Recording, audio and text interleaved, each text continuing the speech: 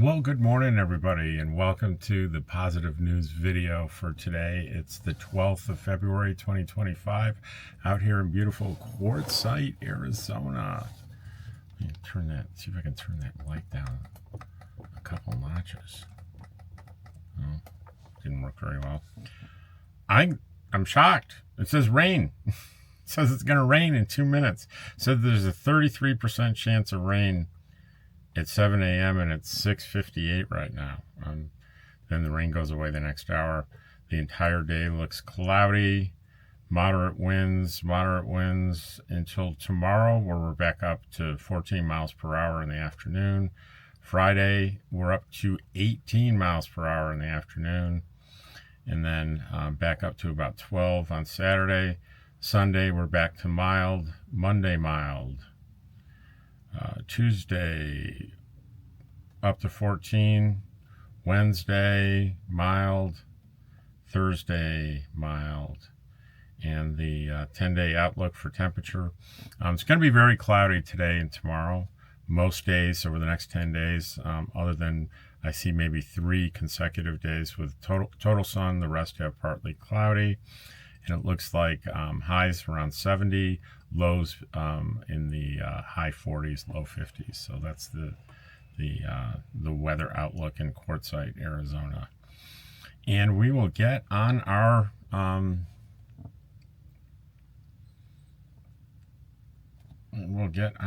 content here.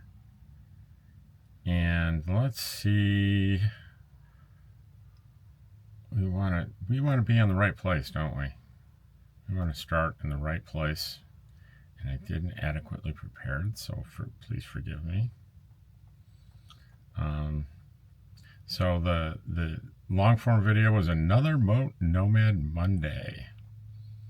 And we'll get on here for comments. And another Nomad Monday, those for the first couple of comments are on that, because I released it late the night before. John Barber says, want some breakfast, Dottie? Ha ha ha, really great. That's me asking Dottie if she wants breakfast, and she acts out quite a bit. Mario Fuentes, Rob, thank you for sharing your physical illness and pains. It helps us viewers cope with our own physical problems. Well, you're welcome, Mario. Things to consider before joining this life. That was a few days ago, but a fairly popular video. Hey, Rob, great video. I'm really looking into getting into this lifestyle and going full-time, hopefully within the next year. I still own my sticks and bricks, but now that I'm semi-retired, 2025 is going to be hopefully the year I purge and get rid of most of my possessions. I'm finding this is a little overwhelming just thinking about it, but knows it needs to be done. I don't want to leave stuff for my siblings or others to have to deal with. I've heard you mention that you've owned houses, etc., and wondering if you have any good tips for purging. Do you have personal property you keep in a storage unit somewhere, or you completely downsized to what you have now? This alone would make a great video. I don't know how long a video it would make, because it's pretty simple. I have no storage units. When I purged, I first asked friends, hey, do you want any of this stuff? Here's a list of stuff. If you have, come over and get it. Not, I called like the Salvation Army. I can't remember exactly who I called, but I called people to come take it away and donate it, sell it. So that made it pretty easy. You can do a tax deduction for the donation. Under Quartzsite Comments, Nancy Mondero says, Dottie's laying on the bed looking out the window. How sweet is that? Yeah, because you know what? It was later in the day and the shades were open and it was light outside. It's still dark outside. It's 7, just getting a little light. Pamela Knoll says, I'm sure you'll have a happier outlook once your hip surgery has taken place. I've been admiring how you carry on with this pain. I've never heard we will all have one major illness. We do not have to die sick. I can't shovel snow. Having to learn how to act my age. I think I've said something like, you'll have one major illness in your life. And what I really meant by that is when you die, you're going to have a heart attack, cardiac arrest, whatever. That's considered a major illness. It's a disease process. But I think what Pamela means is we don't need to die necessarily with like painful cancer over a long period of time. People calling dying of old age, and dying of old age is sort of a gentle, sudden death versus a prolonged one. And we all hope that we have the sudden, brief, painless, peaceful one, right? Ken Gray says, so glad he found his path. I'm also dyslexic and would talk to read by a college student who had a brother with my issues. That was when I was 4, long before they knew what dyslexia was. And that was a positive news video called It's Never Too Late. Dee Dee Cornell says, good morning, Mr. Rob, Dottie, and George. Let's see. And Dee Dee Cornell is Douglas. I noticed that the other day. If you click in a different place, you can get a different version of people's screen names sometimes. Ken Gray says, yeah, I know it's judgmental of me, but all the incidents I've heard of for crime and rudeness seems to be a YouTube person deciding that they have a right to be here and not moving when uncomfortable people set up. Yeah, I mean, that's sort of a lot of complaints that you see. Maybe, there's a little bit of truth in that. Nash, hey Rob, in regards to Canadian, we love Canadians. I have several Canadian friends who travel in the USA, and they have never told me about any bad treatment because of their nationality. I also had not seen any negativity towards Canadian on YouTube. I hope that they too come to the USA and see how beautiful our country is. Big hug to Dottie and George. I agree, 100%. James, I've had 1 life flight and 3 ambulance rides due to my heart condition. The distance to hospital from rural hospital is about 74 miles. Life flight was a bit over $100 a mile.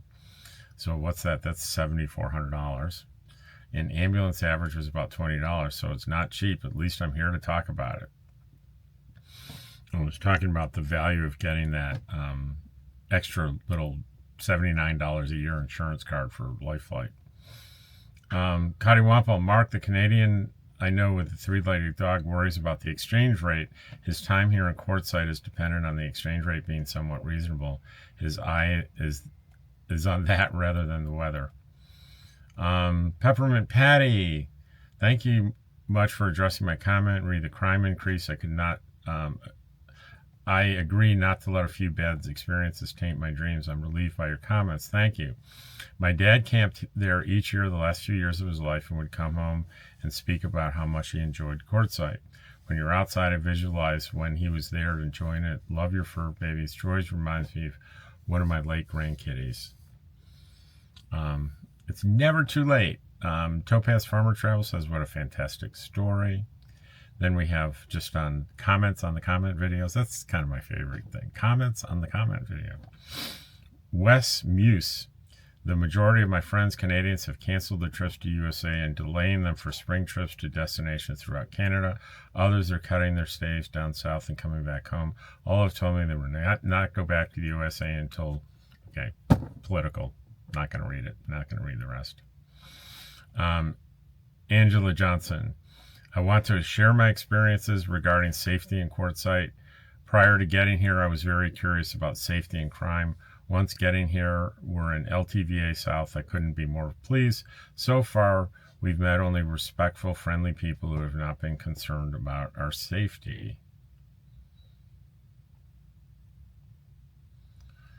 Let's see, Debbie Hrisco. This is very informative talk, Robin. Thank you. I entertained the idea of full-time, but have decided part-time was good for me. In the information you provided, ensured I made the right decision. My home is paid for, and I have no other debt, but I'm thinking diving into full-time would cost more for my checkbook than just part-time. Your information put that idea to rest. Thank you, and thank you again. You're welcome. Chuck Brewington. Hey, Rob. The life flight info is very important. A few years ago, my wife and I did the Mount Everest base camp climb. One of the group, they had to be taken off the mountain. They had not paid for the coverage. It was close to $30,000 to the rescue. I now make sure we have that peace of mind at all times. Great advice for anyone. Also, I just figured out that George may be the ruler in your RV. Always on the throne, obviously looking for a subjects to answer as well. Really enjoyed the videos. There's always a sense of kindness about them. Safe travels and good luck with your upcoming surgery. Well, thank you, Chuck. Pete Diaz. Hey, Pete. Great video for the end of a busy day. Totally common for me, not boring at all. And that was just another Nomad Monday. Remember that song, Another Manic Monday? Well, this is another Nomad Monday. Tom Frost, do you ever go new to Quartzsite? I hear it's legal. No. Tom Frost, geez, you're acquainted.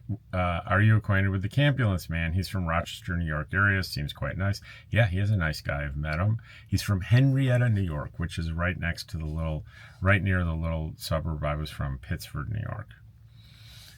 James Donovan, do you go to your main home after surgery and give help other than Dottie? I'm not sure what I'm going to do yet. The first step is to go to the surgeon and get a thorough understanding of what the recovery process is going to look like, and that'll determine where I go and what I do. Tom Frost says, Dollar General, yikes. In all caps. I don't know what that means. I guess it means you don't like Dollar General. Well, I'm going to guess if you don't like Dollar General, you're not from a very rural area. Tom Frost. So what I do to hydrate myself in the morning is 50-50 solution of fruit juice and water with a pinch of salt. Drinking fresh coffee first thing in the morning is a mistake. It's a diuretic. You lose water overnight. Ken, unsolicited recommendation, priceless. It shows you have a good doctor. Ken Gray, dumping. Well, what he means by that is I had to print out some forms to bring to the doctor, the surgeon, on Thursday. So I went to the library with the file to print it out, and the lady that worked in the library printed it out and saw what it was and said, hey, this is my doctor. I just had a knee replacement 2 weeks ago. And sure enough, she had a knee brace on. She was back at work. Ken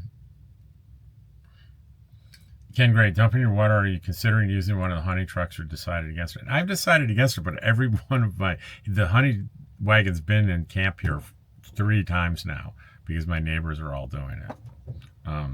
But I kind of like doing it my own way. Dee Cornell, good evening, Mr. Rob, Dottie, and George. Good evening, Douglas. Peppermint Patty, this is amazing about the librarian and your mutual doctor.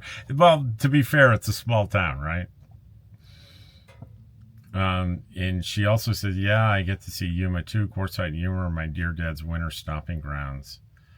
Pamela Knoll says, 40 below in Montana today, says John L. Moore. 40 below. Ouch.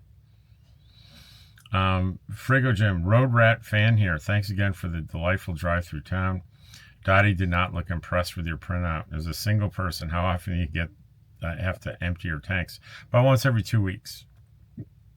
I'm planning on coming to Quartzsite next year and making a list of things I need. Thanks for all your videos. Best regards, Jim. And every 2 weeks, and that's the black tank is driving that, not the gray. The gray's hardly ever got anything in it because it's very rare for me to take a shower using in the trailer because it's such a delightful experience in town for $11 to take a shower.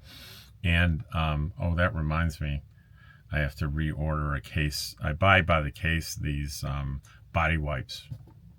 I'm running out. And ARZOE 225 says, Dottie is a good listener. Of course she is. Aren't you, Dottie? Are you a good listener? Dottie? Dog? Want to go for a walk? Want your breakfast? You want to go out? There. I had to run through every word she knows to get her to pick her head up. You know what? That looks like it is. Exciting day today. Hope to get her on camera because my friend, you can remember from last summer, Sally Forth, fellow YouTuber. Check out her channel, Sally Forth, Forth. She came into camp yesterday with a broken foot, no less. We'll get to see Sally later today. Maybe she'll agree to an interview depending on how she feels. And maybe that'll be today's video. The positive news video today is a wonderful story about a man that grew up in a real small town in the South and developed some really terrible views about race and about black people. And he ends up being saved from dying from a heart attack by a black surgeon, and his whole life view changed overnight. It's a great story. Take care, and I'll see you all tomorrow.